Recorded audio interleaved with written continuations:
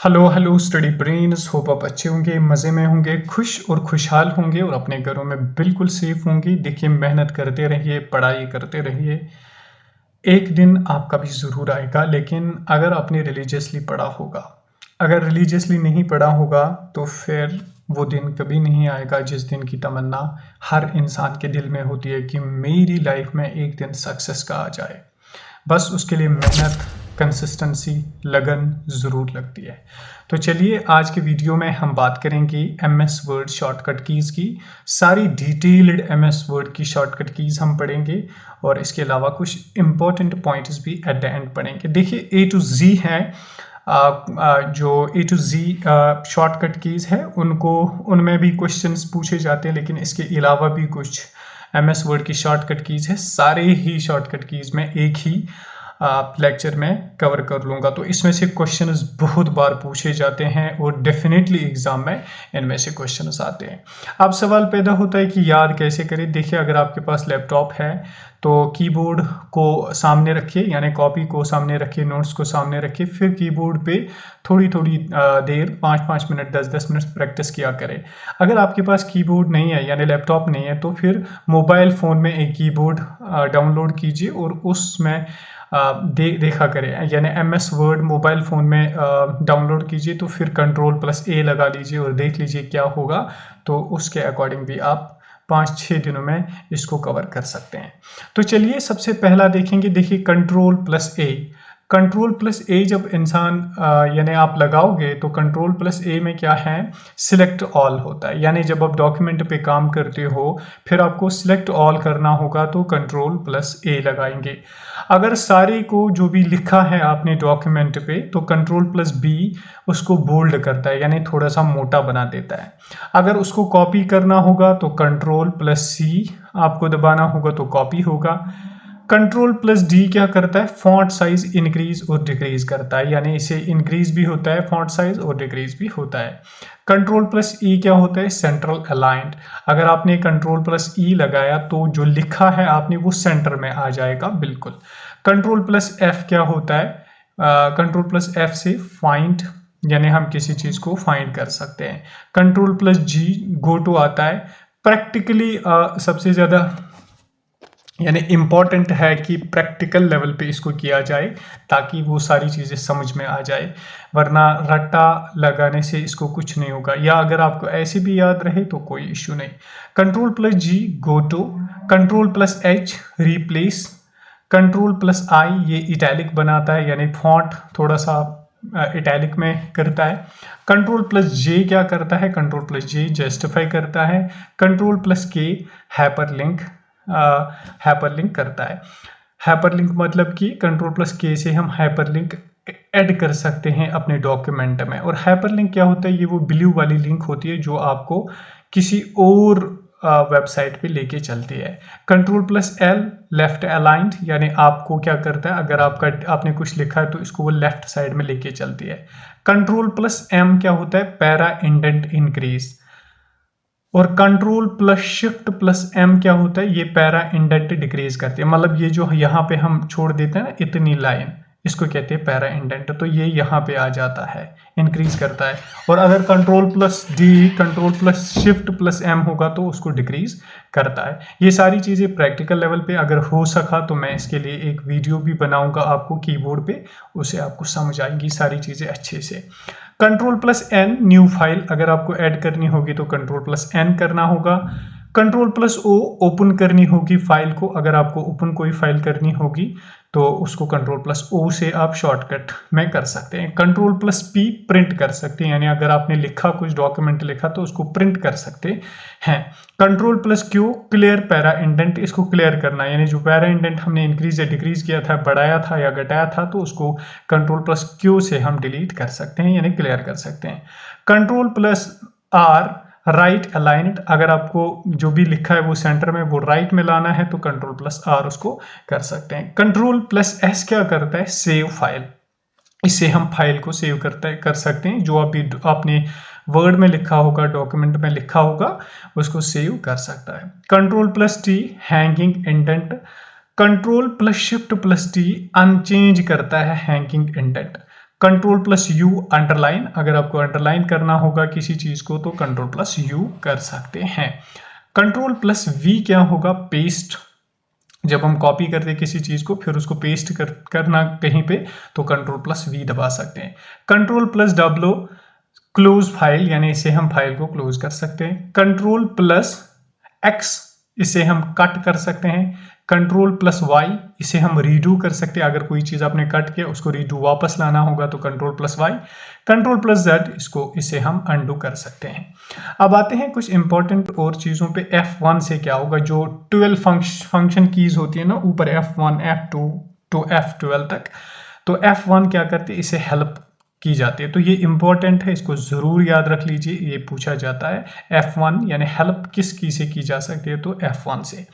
F4 repeat last action, यानी जो भी आपने रिपीट लिखा उसको अगर रिपीट करना होगा तो F4 आप दबाओगे, वो वर्ड फिर से लिखा जाएगा। F5 find replace go to, इसमें फाइंड भी कर सकते हैं, रिप्लेस भी कर सकते हैं और गो टू भी कर सकते हैं।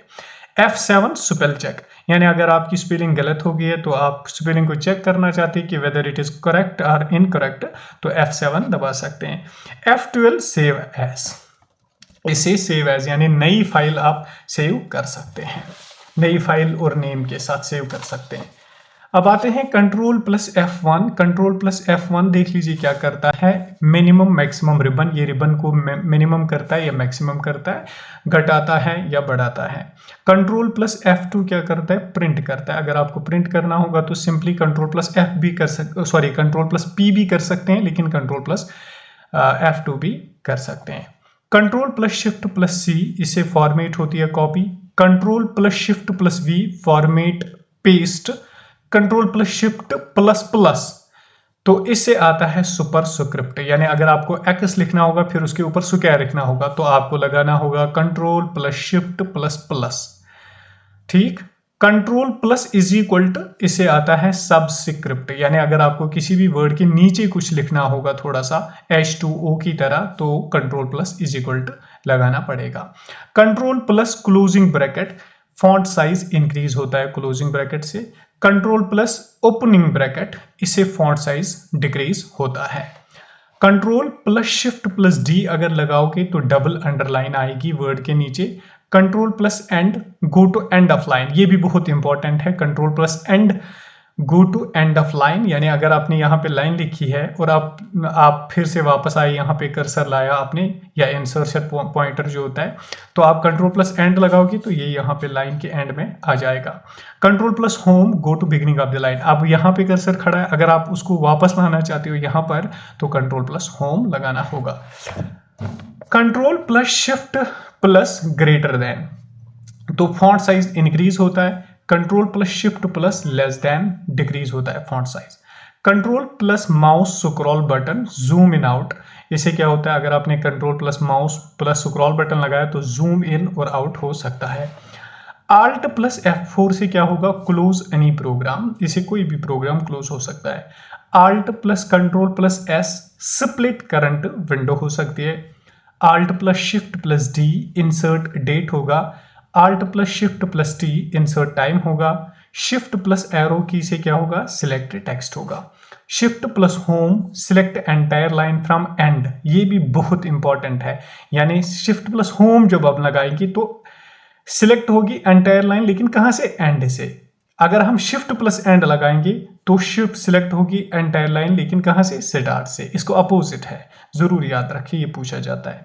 Windows plus M minimize windows. Alt plus tab अगर लगाएंगे, जो टैब ऐसे दो एरो वाली होती है एक बटन कीबोर्ड पे, तो स्विच प्रोग्राम, यानी हम प्रोग्राम को स्विच करते हैं। अच्छा, डबल क्लिक से क्या होगा, सिलेक्ट वर्ड, एक वर्ड सिलेक्ट होगा डबल क्लिक से। ट्रिपल क्लिक से क्या होगा, सिलेक्ट पैरा होगा। शिफ्ट प्लस F7 थीसारस, थीसारस में मतलब सिनोनिम एंटोनिमस वगैरह आते हैं, जब आप शिफ्ट प्लस F7 लगाओगे तो थीसारस आपके सामने ओपन होगा। Alt प्लस NRC तो drop cap. Control plus shift plus L bullet point. Alt plus NHC header. Alt plus NOC footer. Control plus Alt plus C copyright symbol आएगी। Control plus Alt plus T trademark symbol आएगी। अच्छा, इसके बाद control plus Alt plus R registered trademark आएगा। Control plus up side arrow beginning of para, control plus down side arrow end of para, control plus right side arrow अगर आएगी तो move one word to left होगा, move one word to left cursor. Control plus left side अगर arrow होगी तो move one word to right of the cursor. Control plus 2 double space line यानी 1 line और 2 line की space डालना। Control plus 5 अगर करेंगे हम एंटर तो 1.5 स्पेस लाइन आएगी। तो इंपॉर्टेंट पॉइंट्स है कुछ एमएस वर्ड के, इनको भी अब एक बार देख लेते, फिर इसके बाद मैं बोलूँ कि आपको किस तरह से इन कीज को याद रखना होगा। इंपॉर्टेंट पॉइंट्स देखिए, डिफॉल्ट फॉन्ट साइज होता है 11। फॉन्ट का साइज जो होता है ना डिफॉल्ट यानी वहीं से कंपनी की तरफ से, तो वो है 11। डिफॉल्ट फॉन्ट थीम क्या होता है, कैलिबरी बॉडी। डिफॉल्ट मार्जिन होता है 1 इंच यानी यहाँ मार्जिन छोड़ा जाता है तो 1 इंच होता है। डिफॉल्ट जूम होता है 100%, अगर पूछा जाए मैक्सिमम कितना है तो 500%। डिफॉल्ट अलाइनमेंट होता है लेफ्ट, ये भी याद रख लीजिए, तो लेफ्ट साइड लिखा जाता है।